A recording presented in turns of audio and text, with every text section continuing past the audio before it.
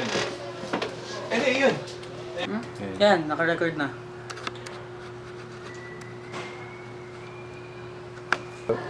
Ako po si Miguel Alvaro, taga New York, Cubao. Taga Adcreate po. Ano po, nung bata po ako, gusto ko palagi yung nagdo-drawing palagi sa mga jeep. Kaya nung 13 po, nung 13 years old po, ako yung tagatawag ng mga tao. Kiapo, o yung kaya Buendia. Nung bata po ako, gusto ko po maging artista nga po, yung sa jeep. So, ginawa ko po, nag-drawing po ako sa isang jeep ni Mang Nonoy. Pinagalitan lang po ako hinampas pa ako ni nanay.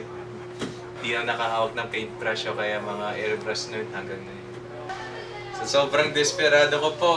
Gusto ko talaga po kasi maging creative Kaya minsan kukuha akong papel, gagawa kong ibon, o kaya airplane, lalo na yung airplane. Galing-galing ko dyan. Yun. Pero, di talaga pinapagalitan pa rin po ako Sinasabihin na walang future. Sakit. Dito, Brad. Sakit. Alam mo yung pangarap ko talaga yun. Pangarap ko maging creative. Gusto ko talaga mag-paint sa jeep. Kahit hindi man lang paint sa jeep, kahit baka-paint man lang. Sabi ni nanay, tanga ko daw. Di ka tulad ni Bimbi. Si Bimbi talaga hindi ko alam Mukha siyang autistic Hindi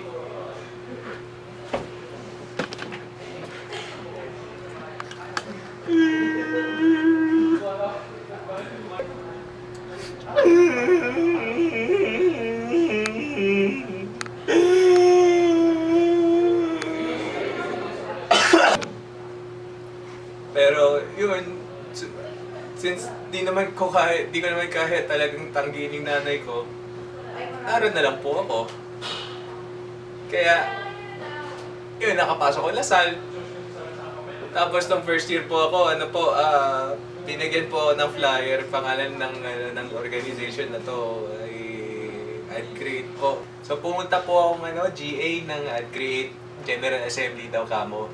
At pinakilala ko po sarili ko, tapos pansin ko po mahilig po sila mag-paint ng jeep rin. Hindi man lang hindi lang jeep gusto nila.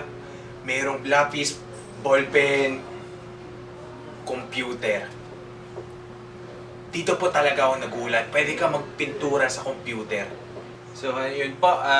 Tinuruan po ako kung paano mag-painting, drawing, pinsan singing. Tapos basta, ito yung importante.